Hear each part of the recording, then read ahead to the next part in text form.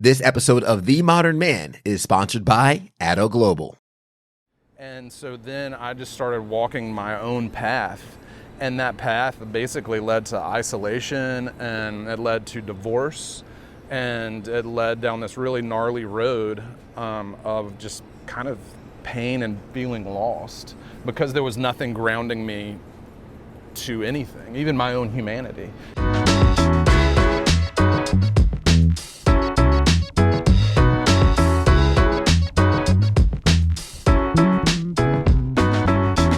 What's going on, guys? Welcome to another episode of The Modern Man. It's a pleasure to have you here, and it's also a pleasure to be here at the rooftop of Ink and Ivy. I'm joined by the panelists. We have Charles Russ to my right, Jonathan Parker to my far left, and I'm so excited to welcome our guest today, Oliver Lollis. Man, thanks for being out here today. Great to be here. Thank you for having me. It's a pleasure, brother. And I know we were kind of talking before the episode, and I'm glad I have Charles and Jonathan here to talk about the blessings in the failure. Because I think as men, we all go through failures in our lives. And before we kind of hop into that discussion, I'd love for you to introduce yourself really quick to the audience, to the men that are watching, some women that are watching on YouTube as well, so we can get an idea of who you are, and then we can kind of jump into some subject matter. Yeah, hey guys, my name is Oliver Lollis. I am first and foremost a husband and father to a beautiful wife and two wonderful little girls. Always thought I would have boys because that was like just in my blood, but two little girls, and I was like, I don't know what to do with this. What are their ages? 3 and 4. Nice. So I'm right in the throes of the good times, you know? Nice. So at the end of the day, yeah, that's kind of what I do. I also started a company called Addo Global with a buddy, and we've been very fortunate. God's blessed us, and we're happy to try to keep the ball rolling, you know, and do the best we can with what he gives us. So what do you do over at Atto Global exactly, just so we know who we're dealing with here? Yeah, so my background's in healthcare. I know a lot about it. I've known a lot of people. I've been in distribution for a long time. I started Atto Global as a way to streamline distribution processes and supply chain processes. And so that's what we do. Everything from importing gloves and masks and gowns and PPE to help setting up manufacturing facilities. And one of our big passions is bringing manufacturing back from Asia over to South Carolina. Nice. And so we're involved in a lot of projects like that. So we do a little bit of consulting and a little bit of import-export type stuff. So we just kind of take what the good Lord gives us, you know? Nice. How old is that company? Started it in 2015, and really it's been within the last year that we started getting going. Has something happened where a lot of masks are needed? You know, it's this little virus. Y'all probably haven't heard of it, Corona. Coronavirus? Yeah. That one. Yeah, you know, so, yeah. But it's weird how, you know, a curse becomes a blessing, you know, and how God uses bad scenarios to bring out light, and kind of like what we're talking about today, you know, Yeah. How you can find blessings in failure, because Lord knows I've had my fair share of those too, you know. Yeah. I think I always reflect on failure in terms of, for me, I used to take failure very personally, like as if failure was a reflection of who I am, or failure is a reflection of I'm not being enough. And I think, you know, it's an ego. As men, we probably, you know, carry a chip on our shoulder a lot. And when we take failure, we take it to heart. I guess what's like an early failure you had to overcome that kind of sticks out to you, that on your way up, you had to adjust, and in reflection, it was more of a blessing than a curse? A simple one would be, you know, when I went into high school, I just wanted to play basketball. That was like my one dream, is like, I'm going to be a really good basketball player. Of course, I had long hair at the time, and back in, you know, the mid-90s, basketball coaches were not having any of that, yeah. You know? And so I tried out for C-team, did really well at the tryouts, and I was like, dude, I smoked this tryout, like, it's great. And then I showed up to the list and running my finger down, I was like, my name's not on here, like, there's a problem, you know?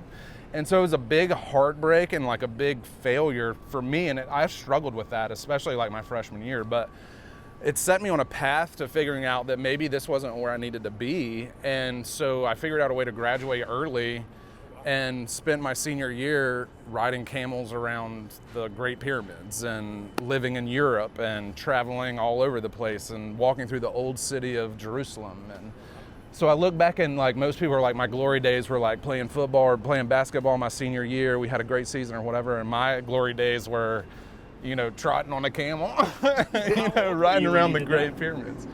How old were you when you did that? 18 and 19, yeah. Wow. So what was your family was cool with that? How did that family dynamic work? It was so funny. I remember the conversation like it was yesterday. We were sitting around the dinner table, and we had this round dinner table. We were eating our dinner, and I was like, hey guys, I think I know what I want to do. And they were like, well, what's this? And I was like, well, I want to graduate high school a year early, and I'm going to move to Europe. And my mom started laughing, and I was like, well, we'll see who's laughing when I'm pulling out of the driveway. And the next thing I know, I got this huge smack in the back of my head, just total blindsided smack from my dad. And so as I looked up, he was like, don't talk to your mother like that. But, as soon as they saw that I was passionate and taking early bird classes and after school extracurricular stuff, they were like, well, I guess he's into this, like, we're going to support it. And they were very supportive. Wow. Yeah. Do you think that type of like passion for something, when you see that, is that an experience that you're going to take and use in the way that you raise your daughters? Like when you see the passion, are you willing to fuel the fire, I guess? Absolutely, because when you travel like that and you see all these other cultures, you see people in their natural state. Like, I grew up in a culture where they're like, everybody that believes in Islam is going to hell. And then I went and traveled all through Turkey and Jerusalem and Gaza Strip of all places in Egypt. And I met people that were better Christians than the Christians here in the South, and I'm like, I don't know about all that. Like, that's not my place. But what I do know my place is to love everybody. And it teaches you these lessons that I want my daughters to grow up in well-cultured environments. But look at America today. Like, everybody's fighting over race and politics and all this stuff, and you can't honestly even have a conversation, even after watching the debate. Like, our presidents can't even have a conversation. And, it's just sad to me because, like, there are really good people all over the world, and those good people are struggling, and they've got their own stories to tell. And I want my daughters to see that part of life and not just turn on the TV and be like overwhelmed with hate, While we're in that direction, and I'm sitting here with 3 fathers, and I would like to actually maybe use this opportunity to get some insight as to, failure kind of being part of the theme, but none of us could have predicted the pandemic. And as we're going through this, our kids are watching us. Yeah. Our kids see what's being talked about with the debate. Our kids are seeing the interactions in America. How are you 3 as fathers, I guess, showing up each day the best you can to try and, I guess, be that example? I mean, for me, use whatever pithy phrase you need, right? More is caught than taught. They'll do more of what they see versus what you say.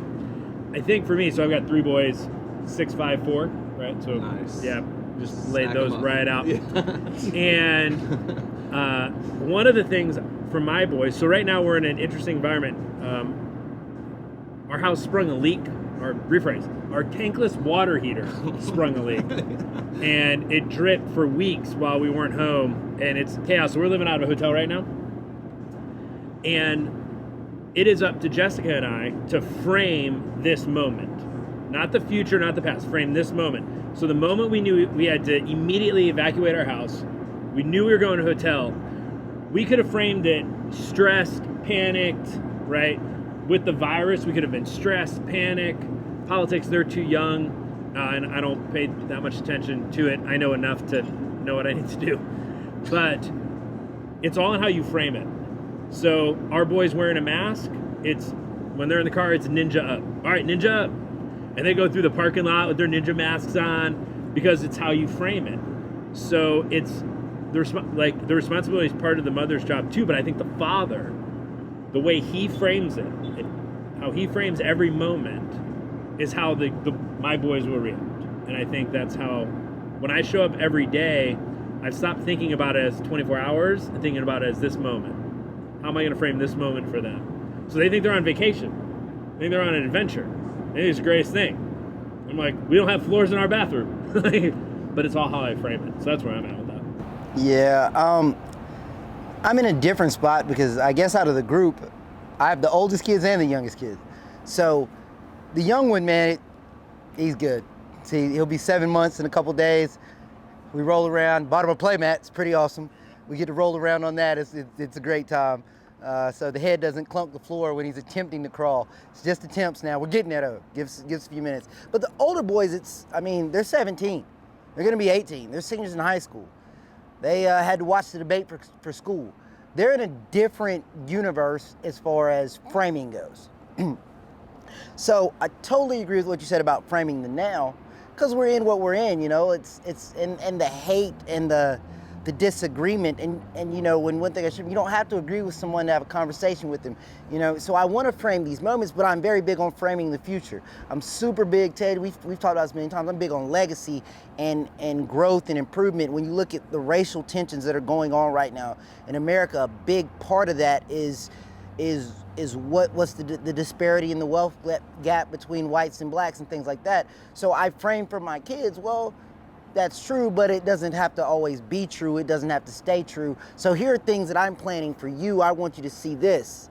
So I frame this for them. I'm saying all these things that we're doing now that I'm framing, they have a direction to take you guys here. So you can take your kids here. And I really enjoy those conversations, enjoy them seeing that, and enjoy them understanding, like, this is what I want to build. So I'm step one. It's not even going to happen, most likely while I'm alive. But if I don't frame that for you and give this to you as the goal and the direction and get your buy-in, because I can give it to you, you can understand it, but if you don't have that buy-in, you're not going to carry it. So not only am I framing and teaching with them in the present and making sure, because it is my responsibility to make sure that they enjoy life. So all this stress and strife, they don't deserve or need that, because it wasn't their creation. But I also really frame the future. I want them to see it. I'm like, I know you might not understand why we're doing this, but let me show you why. There's something over here that I'm trying to take you to, that I'm trying to take your kids to. And I refer, they're like, I'm like, look, you're like the 1.5 now, because you got a brother that's the full 2. So if you're the 1.5, you're supposed to be better than me, but you're supposed to make sure that he's even better. Pouring into the future. How are you and your wife handling raising your daughters through this? I mean, they're still pretty young. Yeah. So they're probably not fully absorbing a lot of it, but I think kids are very intuitive in terms of sensing feeling. Yeah. And they really, they have great BS meters.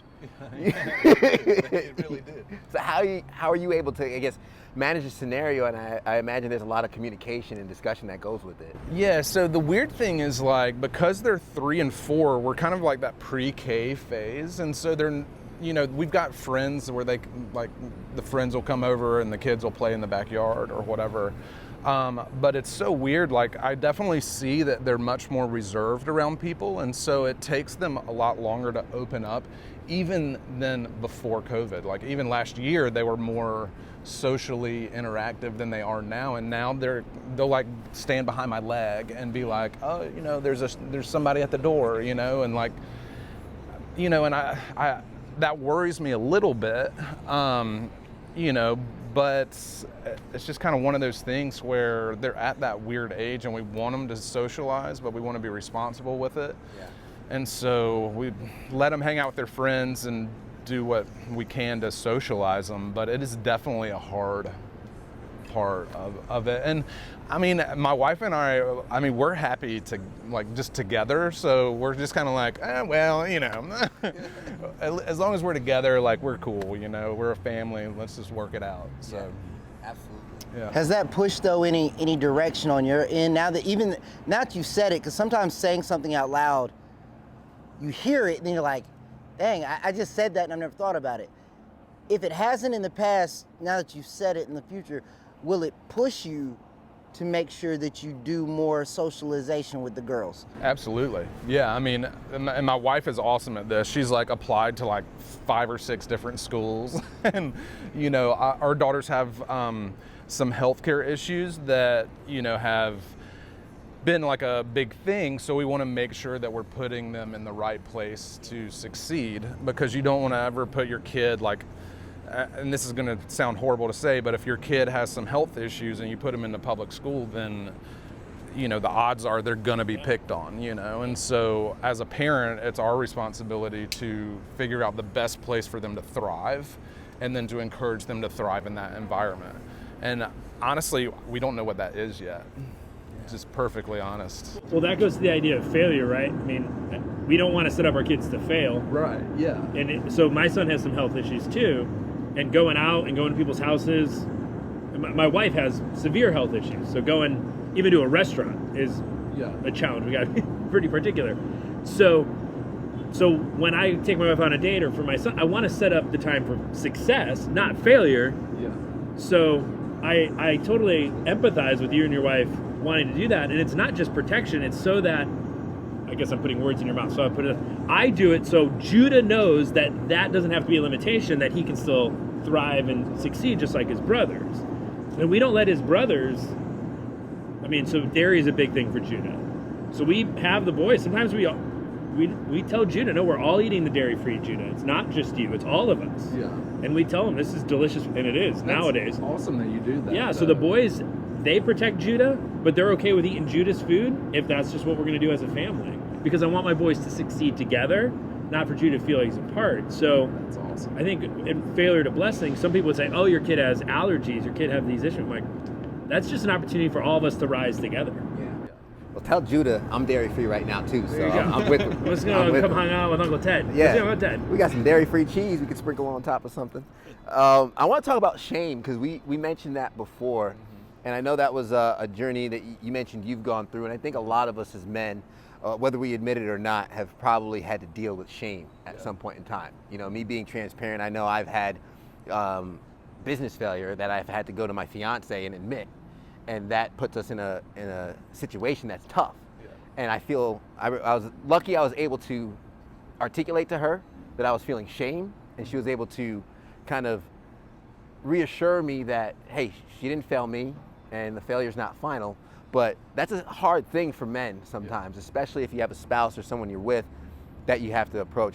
How are you able to process the shame that you've gone through and sharing some of that story of what you experienced in terms of shedding some light on that?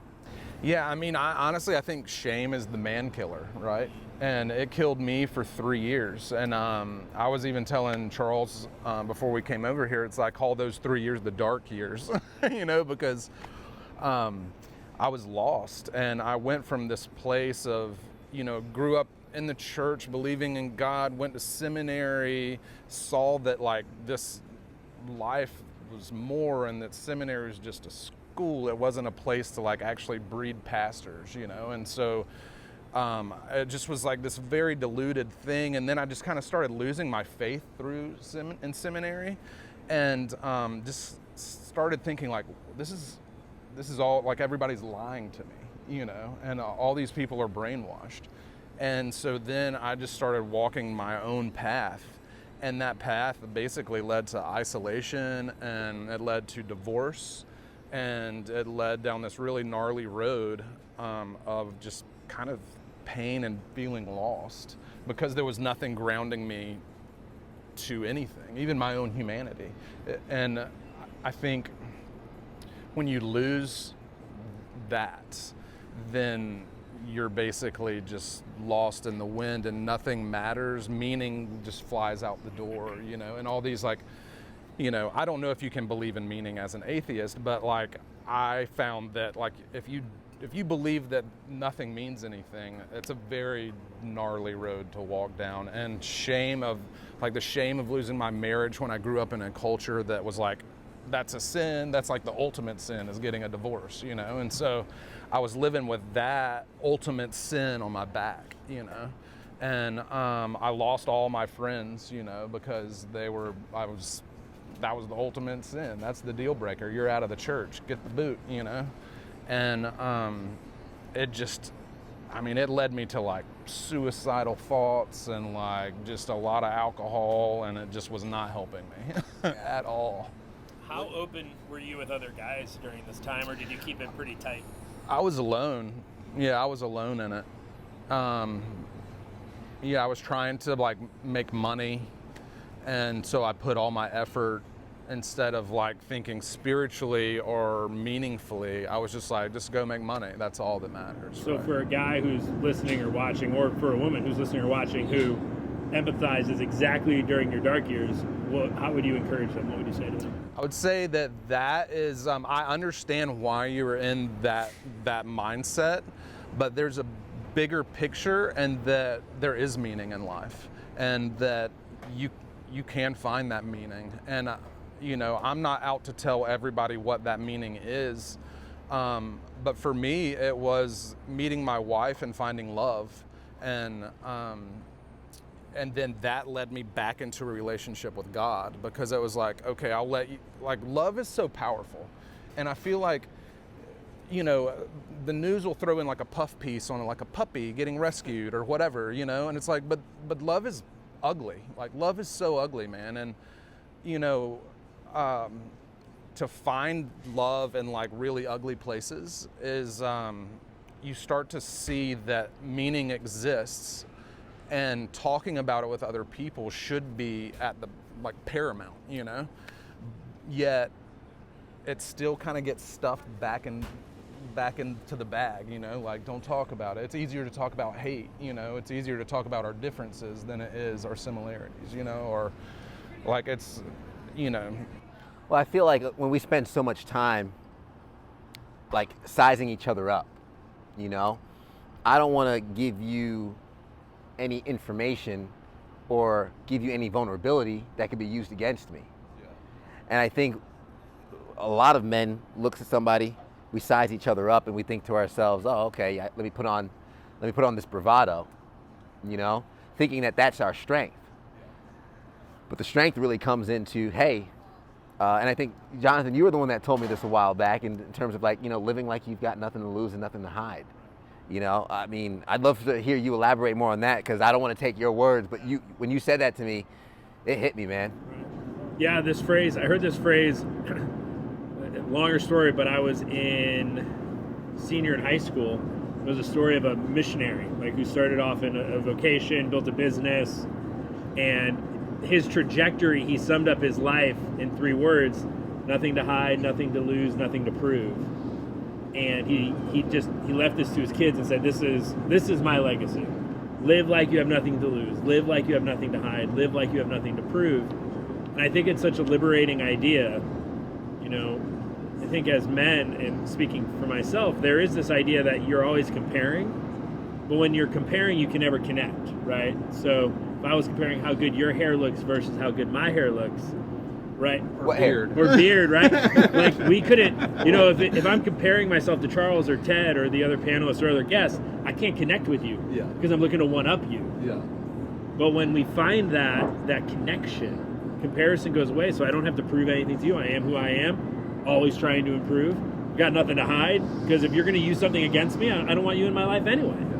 You're going to take me being vulnerable and transparent and then use that, okay, that's fine, and nothing to lose. At the end of the day, most sacred scriptures, the one I follow, the Bible, all mentions the same thing. Like, life's a snap. Like, it's a vapor. It's a moment in time, moment in eternity. So why would I think that I can hold on to anything tightly?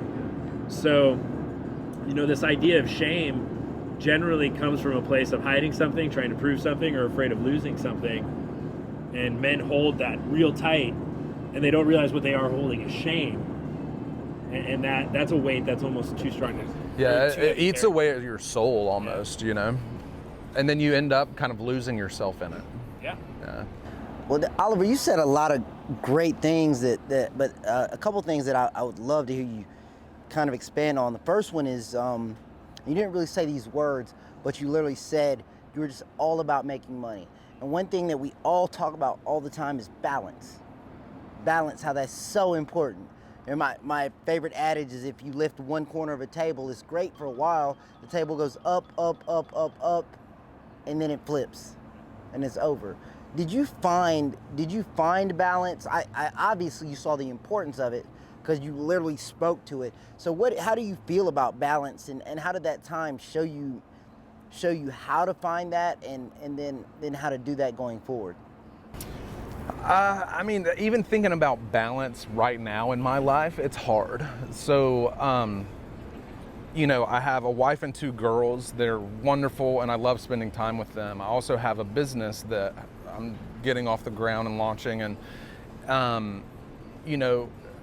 I watched this Garth Brooks documentary, and he was like, for every blessing, there's a curse, right? And he was like, doing that number. And I was like, it's kind of true, because like everybody wants money, right? But the minute you start making money and start becoming successful, well, time becomes a big problem, and then when you have people dependent on you, it's hard to manage always, and so I don't honestly know if I'm doing a good job or not, but the way that what I'm trying to do is spend, and this is only because I can, now that it's my business, I can kind of work from anywhere. So I'm trying to spend at least 2 days a week working from home, and then 3 days a week in the office. And that gives, my wife a little bit of a break then from managing 2 kids the whole week, which is hard. And we don't really have family here that can help us with the kids. So it's like, it's kind of us, or her mom's got to come in from out of town. So I don't know if I've figured out the balance part of it, but I can tell you, like, it's a daily try, and I think that some weeks I fail, and some weeks I do a pretty good job. And so I just kind of have to take it a day at a time and just say, okay, here's what I got to do today. I try to communicate that to my wife, and then we kind of try to put our day together based on what we got to accomplish. Yeah, that's awesome. And that really digs. So that kind of literally, so I had 3 things from when I heard you say that I really wanted to ask you about. It literally like delves into my next thing. So you talked about finding strength from love. Yeah. I got my own little things that I could throw together to kind of where I think that would come from. But how do you feel that getting that strength and finding that strength, how do you feel that, getting that love and finding that love, how do you feel that gives you strength? So,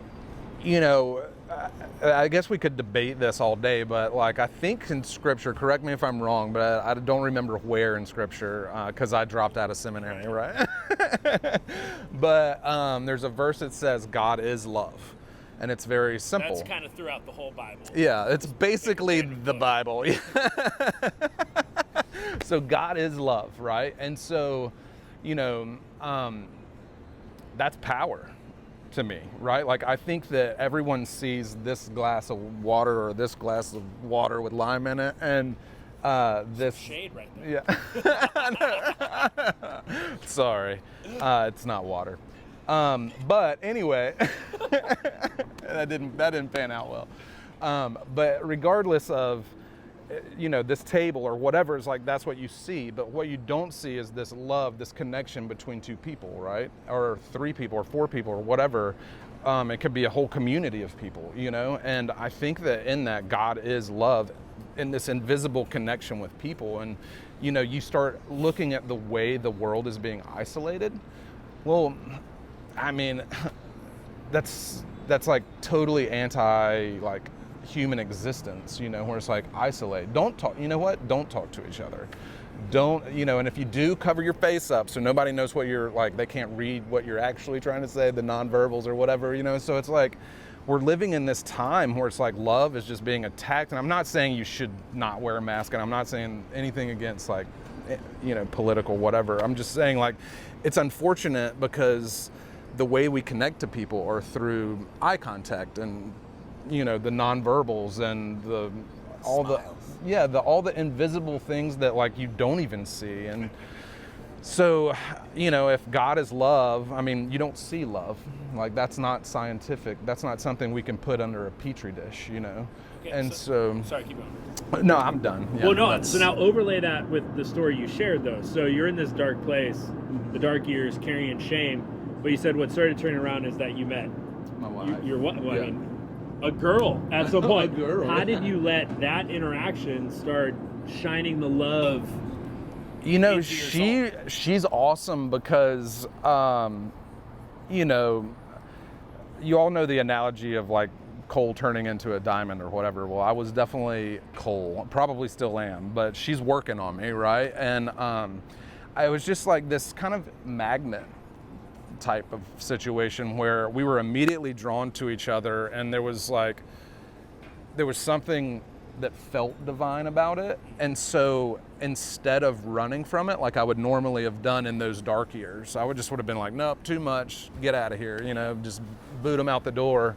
I let her in, and then kind of brick by brick, we started taking that wall down together to where I was able to experience love. And then, we had our kids, and then that's like bulldozing down walls, and so, and then in that, God just kind of was always like, hey man, tapping me on the shoulder right here the whole time I've been here. Like, I love you, and I got your back. Like, I know this has sucked, but like, we're getting you back. And, it was just kind of this slow process. And that's why anybody struggling with the shame, it's never just went away.